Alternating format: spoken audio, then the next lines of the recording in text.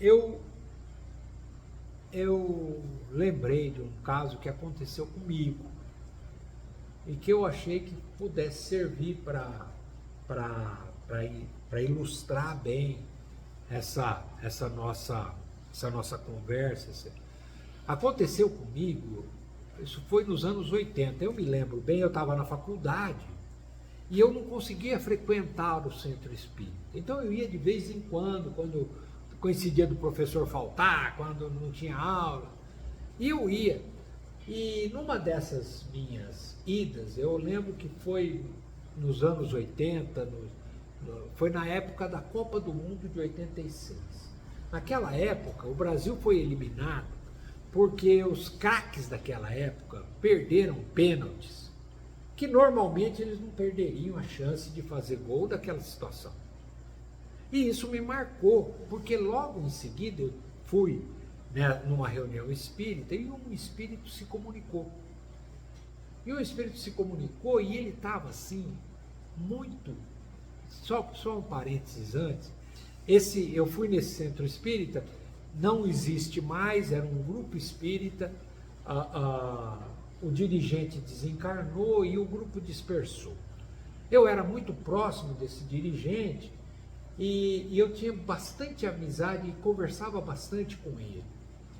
E através de uma médium muito segura, esse espírito veio e se comunicou. Ele estava desesperado. E ele falava assim: olha, eu não aguento mais a perseguição, essa multidão atrás de mim, essa turba, eles vêm atrás de mim a hora que eu estou quase me entregando, eu estou quase entregando os pontos, me entregando para eles, quando eu vejo, tudo começa de novo, eu não aguento mais, pelo amor de Deus, me ajuda. E aí o dirigente, que era também o doutrinador, conversando com o espírito, fez o espírito ver com muito tato. Ele fez o espírito enxergar que ele estava num lugar bom, que ele estava num lugar de acolhimento, e que ele não precisava temer essa perseguição, porque essa perseguição já tinha cessado. Então, e falou para o espírito assim: então você pode contar a sua história. E o espírito contou a história assim: eu sou o cobrador oficial de pênalti do meu time. E eu vou cobrar o pênalti e eu não consigo marcar. O povão começa a me xingar. O povão se agita e começa a me xingar. E aquilo não serve. Aquilo só o xingo não adianta. Eles começam a me perseguir. E eu corro para todo lado e aquele povo atrás de mim. Eu corro para todo lado, eu corro e quando eu estou quase me entregando, de repente eu volto para o campo. Sou de novo, entregue de novo a chance de fazer o gol de novo. Eu acho que o jogo continuou sem mim. E eu ali assistindo, escutando aquela história, impressionado. Parece que o jogo começou sem mim. Eu pensava assim: nossa, ele está vivendo um pesadelo. Aí ele falou assim: e eu vou cobrar e eu não consigo marcar, e tudo se repete. E tudo se repete 1 vez, 2 vezes, 10 vezes, 1000 vezes. E o mais perto que eu consegui chegar foi dar uma bola na trave. Aí o dirigente virou, começou a conversar com ele, falou com muita calma. Falou para ele assim: olha, vamos deixar isso de lado. O campeonato já acabou. Seu time foi campeão. E aí o espírito foi acalmando. E o espírito foi se acalmando. Seu time foi campeão. Agora você precisa se recuperar. Tá vendo do teu lado? Tá o massagista do time. Você precisa voltar com ele para a concentração, porque lá na concentração você vai aprender. Ele olhou e falou assim: é mesmo, o massagista está aqui, eu posso ir com ele? Pode ir com ele. Então tá bom, então eu vou. Mas aí o dirigente falou assim: mas a gente não pode ir assim, a gente tem que fazer uma prece. Então você vai fazer uma prece de Pai Nosso comigo, mas você pensa no seu santo de devoção. E aí os dois fizeram uma prece muito comovente. Eu fiquei muito sentido com aquela prece do Pai Nosso que foi feita. E antes de ir embora, o Espírito ainda falou assim, Nossa Senhora, graças a Deus e a Nossa Senhora da Aparecida, então a Nossa Senhora da Aparecida era o santo de devoção dele, graças a Deus e a Nossa Senhora da Aparecida, o meu time, e aí ele falou o apelido do time, foi campeão, e foi embora. Aquilo ficou na minha cabeça, quem será aquele espírito? Quem era aquele espírito? Quem será aquele espírito? E eu não pude voltar mais nas reuniões, mas de vez em quando eu estava conversando com o dirigente, eu perguntava, e aquele espírito, quem que era? O senhor não voltou mais? Pois é, daí passou um tempo, ele falou para mim assim, olha, o espírito voltou sim, o espírito está melhor, contou para a gente, que na realidade, aquele povão estava correndo atrás dele, não é porque ele perdia o pênalti, ele estava correndo atrás dele porque ele era um bom jogador, mas dava muitos maus exemplos. Ele tinha uma vida muito dissoluta, ele era manchete, não só da revista Manchete, mas ele tinha uma vida por demais desregrada, e aquele povo corria atrás dele, cobrando dele um resultado, como se ele tivesse feito um mau exemplo. E ainda o dirigente me contou, e ele contou que não foi só na última encarnação, na penúltima também.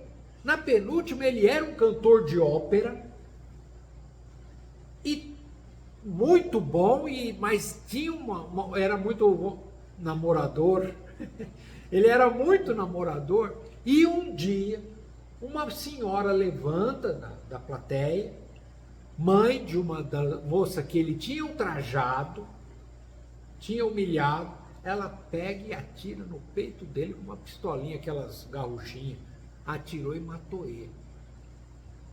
E uma vez, aí ele falou assim, o dirigente me contando, falou assim, ele disse da última vez que ele veio, que ele já estava melhor e que ele queria reencarnar, que ele ia ter uma nova chance, ele queria ter uma nova chance, mas que ele queria voltar com bastante deficiência para que ele não caísse de novo, que ele não voltasse a falir.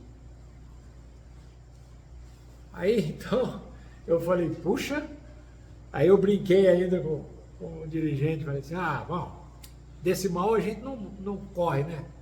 Porque a gente é ruim de bola e não tem arte nenhuma. Ele virou pra mim, ruim de bola é você, eu era craque. E eu cantava muito. E ainda me zoou ainda, eu cantava muito. E assim, gente, vai terminando a nossa conversa e dizendo que a gente tinha que aproveitar a chance para valorizar o poder que a gente tem na mão. O poder antigamente estava na mão de pessoas, hoje em dia o poder estava na mão dos religiosos, dos políticos. Hoje o poder está na mão de quem está na rede social, de quem tem, o poder está assim, né? Diluído na sociedade. Então vamos valorizar isso, vamos ser radical no combate aos nossos vícios, às nossas imperfeições. Vamos dar valor à transformação moral que Kardec falou, que Kardec ensina. Então, assim a gente chega ao final e a gente passa aos recadinhos. Primeiro recadinho a respeito da nossa cesta básica, ainda estamos em campanha. Quem tiver alimento não perecível, gênero de primeira necessidade ou material de limpeza, em qualquer quantidade pode trazer.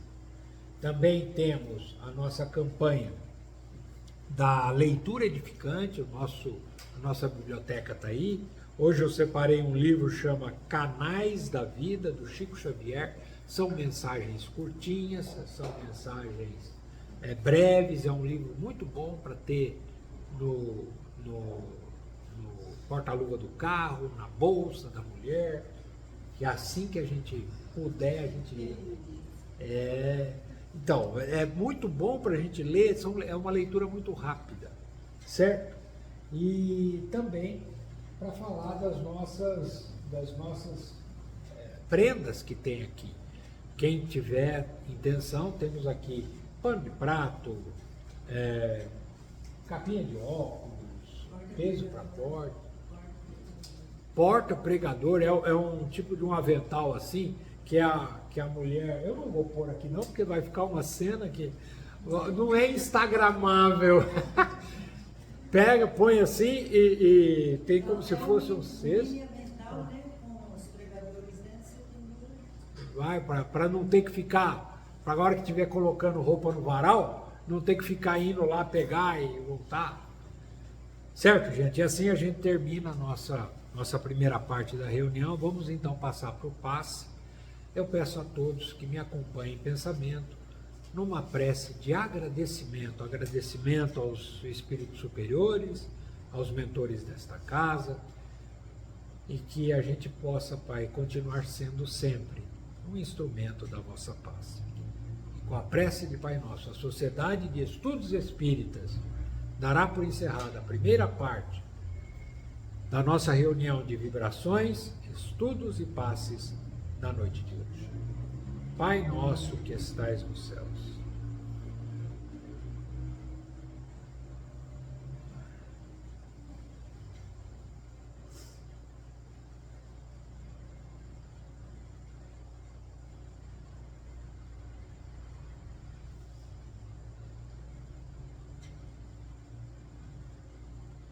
E livra-nos, Senhor, de todo mal, que assim seja. Muito obrigado a todos, obrigado pessoal da internet.